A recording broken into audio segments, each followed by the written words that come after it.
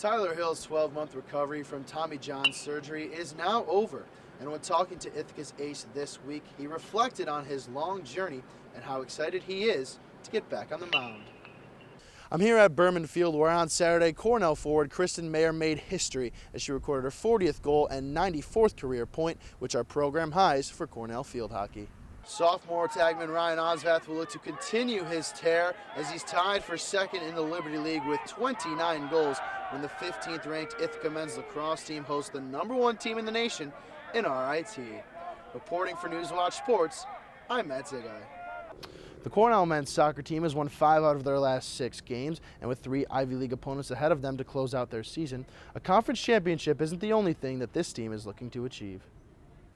Bombers forward Cassidy O'Malley was awarded Player of the Week honors after leading her team to a 3-1 record while averaging over 17 points per game. Now, when catching up with O'Malley last week, she attributed most of her success to an unlikely source.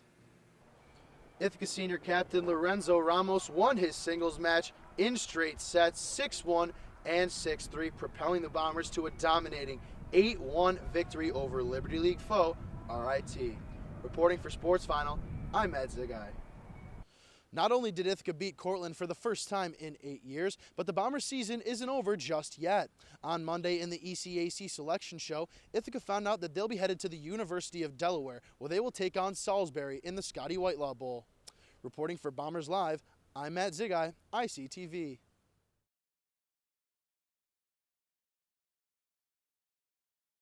Ithaca pitcher Tyler Hill felt something that he'd never felt before in his baseball career.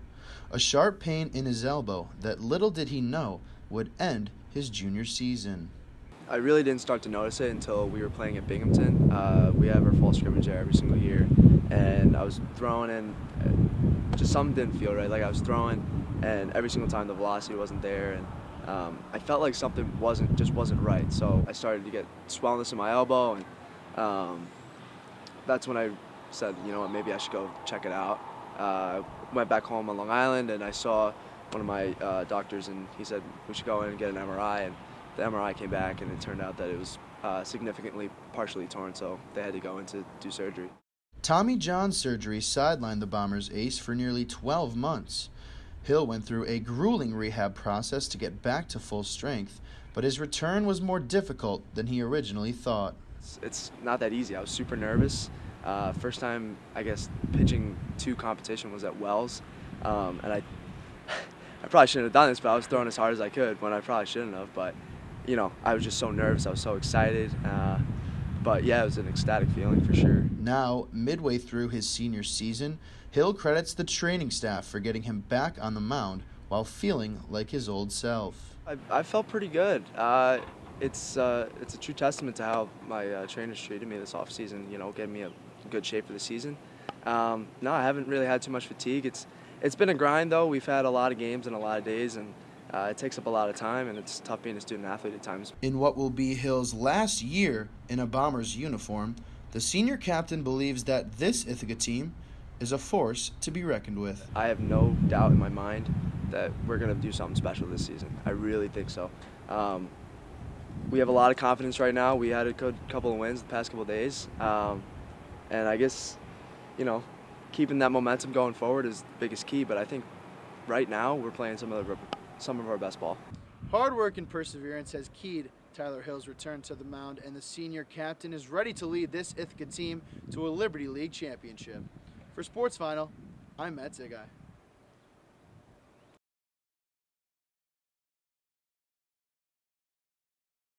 The Ithaca women's lacrosse team opened their season on Saturday with a 14-8 home victory against Nazareth. It's been a long offseason for the Bombers after a third-round exit in the NCAA tournament, and junior captain Allie Panera is thrilled that the blue and white were able to start the season with a win. Oh, it was great. It's great. We've been working hard for 5 weeks now, and it was so fun to come out here, play hard with our teammates, and come out strong. Hopefully we can keep doing that this season. Panera was all over the field on Saturday as she recorded 3 goals and 3 assists, but the junior credits her teammates for putting her in position to succeed. Well, we had great cutters. We have great people supporting the ball, and there's a lot of people on our team willing to take hard drives, and we were able to put it into the net today.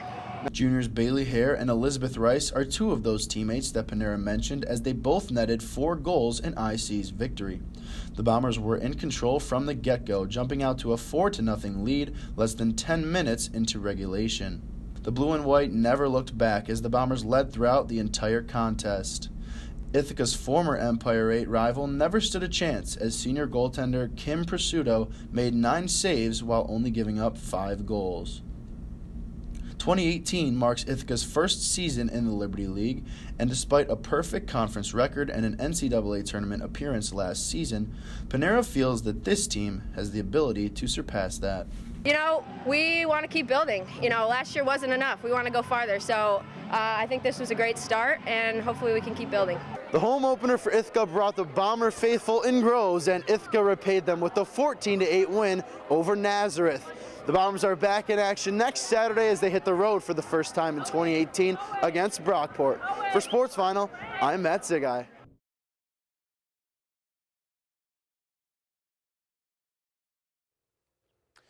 Good evening, I'm Matt Zygaj. For the Ithaca women's basketball team, the expectations always start with a conference championship.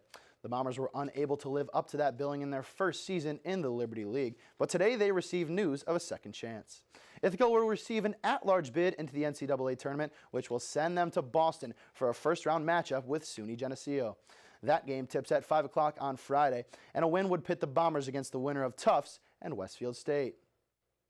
The Cornell women's hockey team was gearing up for an ECAC semifinal matchup with second-seeded Colgate this weekend. Now the Big Red are fresh off of a 2-1 series win over Princeton and are looking to punch their ticket into the conference finals. Cornell and Colgate have split the season series to this point. Let's head over to Chile Arena to see if the Big Red could break the tie. First period of play, we go. No score. Cornell with it in the offensive zone.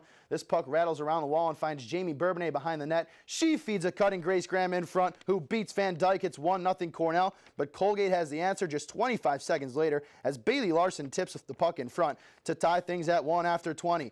2-1 now Colgate in the second. They're looking for more. Megan Sullivan here on the 3-on-2. Her shot's blocked. Annika Zalewski's there to clean up the rebound. 3-1 Raiders, and they're not done. A turnover at the blue line for the Big Red. Megan Sullivan back the other way. Look at that wicked wrister right over Boisano. 4-1 Colgate after 40. Third period now, Cornell looking to get back into things. Kendra Neely's wrist shot from the point beats Van Dyke. It's a 2-goal game again. And less than a minute later, Cornell continues to put tons of pressure on in the Colgate zone, working it around the zone very nicely. This puck eventually comes to Kristen O'Neill in front. She goes forehand, backhand, upstairs, and it's 4-3 Colgate. With under 4 minutes to go in regulation, the Big Red come all the way back. Pippi Geraci takes a hit to make the play. Lenka Serdar ties things up. It's 4-4, but with less than 1 second to go in regulation. Heartbreak for Cornell as Jesse Eldridge beats Boisano in front to send Colgate to the ECAC final. Goals were scored by 4 different players for Cornell in the loss. Pippi Geraci and Jamie Bourbonnais each tallied 2 assists as well. Now Cornell will have to wait and see if they can snag an at-large bid into the NCAA tournament. The Ithaca men's lacrosse team began their 2018 season on Wednesday as they welcomed Lycoming College to Higgins Stadium. The 18th ranked Bombers could use a turnaround this season, having lost in the Empire 8 Championship last year and missing the NCAA tournament for the first time in the past 4 years. 2018 marks the Blue and White's first season in the Liberty League, but first, a few non-conference games to get things warmed up. The Bombers got the season started with a bang, topping Lycoming in the opener 17-8. Stony Brook transfer Ryan Osvath burst onto the scene in this one for IC. He led the way offensively with 5 goals. Josh Delapuca tallied 4 goals and an assist, and Jake Cotton, typically known as an assist man, found the net 3 times as well. The Bombers now get set to host Oswego State on March 7th before opening up Liberty League play on March 10th against Skidmore. Now, if you've been following the NFL free agency discussion lately, then you know one of the most valuable free agents on the block is Washington Redskin quarterback Kirk Cousins. Now, Cousins will be entering his 8th season in the NFL and looking for a big payday. Among some of the teams that have offered Kirk Cousins a deal are the Minnesota Vikings, the New York Jets, and the Buffalo Bills. Now, it's believed that whichever team Cousins ends up signing with will pitch him an offer that can make the 29-year-old the highest paid quarterback in the league. Well, that'll do it for sports tonight. Let's send it back to the desk. Guys, take it away.